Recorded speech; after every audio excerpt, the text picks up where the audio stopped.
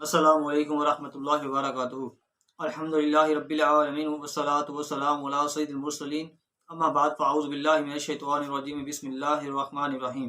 مردے کے صدمے، یہ ہے رسالہ۔ آج ہم اس کا تھوڑا سا مطالعہ کریں گے۔ آفتاب شریعت و طریقت شہزادہ اعلیٰ حضرت حجت الاسلام حضرت مولانا حامد رضا خان علیہ رحمۃ اللہ حنان، بہت بڑے عالم و علوم و اسلام، عاشق شاہ انام، جان نثار صحابہ کرام، محب اولیاء کرام اور عاشق درود و سلام تھے۔ جب بھی علمی و تدریس اوقات سے فرصت پاتے ذکر درود میں مشغول ہو جاتے۔ آپ کے جسم اقدس پر پھوڑا ہو گیا تھا جس کا آپریشن ناگزیر تھا۔ ڈاکٹر نے بے ہوشی کا انجیکشن لگانا چاہا تو منع فرما دیا۔ آپ درود و سلام کے ویٹ میں مشغول ہو گئے۔ عالم ہوش و حواس میں 2-3 گھنٹے تک آپریشن ہوتا رہا۔ درود شریف کی برکت سے کسی قسم کی تکلیف کا آپ نے اظہار نہ ہونے دیا۔ صلو علی الحبیب صلی اللہ تعالی علی محمد۔ ایک شخص کو انتقال کے بعد کسی نے خواب میں دیکھ کر پوچھا، ما فعل اللہ بک، یعنی اللہ عز وجل نے آپ کے ساتھ کیا معاملہ فرمایا؟ جواب دیا میرے اعمال تولے گئے، گناہوں کا وزن بڑھ گیا، پھر ایک تھیلی میری نیکیوں کے پلڑے میں ڈالی گئی، جس سے الحمدللہ عز وجل میری نیکیوں کا پلڑا بھاری ہو گیا اور میری بخشش ہو گئی۔ جب اس تھیلی کو کھولا گیا تو اس میں وہ مٹی تھی جو میں نے ایک مسلمان کی تدفین کے وقت اس کی قبر پر ڈالی تھی۔ صلو علی الحبیب صلی اللہ تعالی علی محمد۔ قبر پر مٹی ڈالنے کا طریقہ۔ مسلمان کی قبر میں مٹی ڈالنا مستحب ہے۔ اس کا طریقہ بھی ملاحظہ فرما لیجیے۔ قبر کے سرہانے کی طرف سے دونوں ہاتھ سے مٹی اٹھا کر 3 مرتبہ ڈالیے۔ پہلی بار ڈالتے وقت کہیے منہا خلقناکم، دوسری بار وفیہا نعیدکم، تیسری بار کہیے ومنہا نخرجکم تارۃ اخری۔ اب باقی مٹی پھاوڑے وغیرہ سے ڈال دیجیے۔ قبر کی حاضری پر گریہ وزاری۔ امیر المومنین حضرت سیدنا عثمان غنی رضی اللہ تعالی عنہ جب کسی کی قبر پر تشریف لاتے تو اس قدر آنسو بہاتے کہ آپ رضی اللہ تعالی عنہ کی داڑھی مبارک تر ہو جاتی۔ عرض کی گئی جنت و دوزخ کا تذکرہ کرتے وقت آپ نہیں روتے مگر قبر پر بہت روتے ہیں، اس کی وجہ کیا ہے؟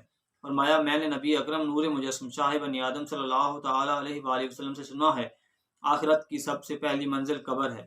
اگر قبر والے نے اس سے نجات پائی تو بعد کا معاملہ اس سے آسان ہے، اور اگر اس سے نجات نہ پائی تو بعد کا معاملہ زیادہ سخت ہے۔ حضرت سیدنا عطا بن یسار رضی اللہ تعالی عنہ فرماتے ہیں، نبی اکرم نور مجسم شاہ بنی آدم صلی اللہ تعالی علیہ وآلہ وسلم نے امیر المومنین حضرت سیدنا عمر فاروق اعظم رضی اللہ تعالی عنہ سے فرمایا، اے عمر، جب آپ کا انتقال ہو گیا تو کیا حال ہوگا؟ آپ کی قوم آپ کو لے جائے گی اور آپ کے لیے 3 گز لمبی اور 1.5 گز چوڑی قبر تیار کریں گے، پھر واپس آ کر آپ کو غسل دیں گے اور کفن پہنائیں گے، اور پھر خوشبو لگا کر آپ کو اٹھائیں گے حتیٰ کہ آپ کو قبر میں رکھ دیں گے، پھر آپ کی قبر پر مٹی برابر کر دیں گے اور آپ کو دفن کر دیں گے، اور جب وہ واپس لوٹیں گے تو آپ کے پاس امتحان لینے والے 2 فرشتے منکر و نکیر آئیں گے۔ ان کی آواز بجلی کی کڑک جیسی اور ان کی آنکھیں اچکنے والی بجلی کی طرح ہوں گی۔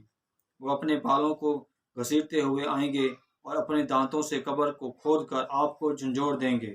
اے عمر، اس وقت کیا کیفیت ہوگی؟ حضرت عمر فاروق اعظم رضی اللہ تعالی عنہ نے عرض کی، کیا اس وقت میری عقل آج کی طرح میری ساتھ ہوگی؟ فرمایا ہاں۔ عرض کی، پھر انشاءاللہ عز وجل میں ان کو کافی ہوں گا۔ میت کی عقل سلامت رہتی ہے۔ میٹھے میٹھے اسلامی بھائیوں، حجت الاسلام حضرت سیدنا امام محمد غزالی علیہ رحمۃ اللہ الوالی یہ حدیث پاک نقل کرنے کے بعد فرماتے ہیں، موت کی وجہ سے عقل میں کوئی تبدیلی نہیں آتی، صرف بدن اور اعضاء میں تبدیلی آتی ہے، لہٰذا مردہ اسی طرح عقل مند، سمجھدار اور تکالیف و لذات کو جاننے والا ہوتا ہے۔ عقل باطنی شے ہے اور نظر نہیں آتی۔ انسان کا جسم اگرچہ گل سڑ کر بکھر جائے پھر بھی عقل سلامت رہتی ہے۔ میٹھے میٹھے اسلامی بھائیوں، خدا عز و جل کی قسم، تشویش اور سخت تشویش، خوف اور سخت ترین خوف کا معاملہ ہے۔ جانور کی تو مرتے ہی قوت محسوسہ ختم ہو جاتی ہے، مگر انسان کی عقل اور محسوس کرنے کی طاقت جوں کی توں باقی رہتی ہے، بلکہ دیکھنے اور سننے کی قوت کئی گنا بڑھ جاتی ہے۔ ہائے ہائے، اگر ہماری بدعمالیوں کے سبب اللہ تبارک و تعالی ہم سے ناراض ہو گیا تو ہمارا کیا بنے گا؟ ذرا سوچو تو صحیح، اگر ہمیں خوبصورت اور آسائشوں سے بھرپور کوٹھی میں تنہا قید کر دیا جائے تب بھی گھبرا جائیں گے، اور ہم میں سے شاید کوئی بھی قبرستان میں تو اکیلا ایک رات گزارنے کی جسارت نہ کر سکے۔ اس وقت کیا ہوگا جب منو مٹی تلے ہمیں اکیلا چھوڑ کر ہمارے آبا پلٹ جائیں گے۔ جسم اگرچہ ساکن ہوگا مگر عقل سلامت ہوگی۔ لوگوں کو جاتا دیکھ رہے ہوں گے، ان کے قدموں کی چاپ سن رہے ہوں گے، منو مٹی تلے دبے پڑے ہوں گے۔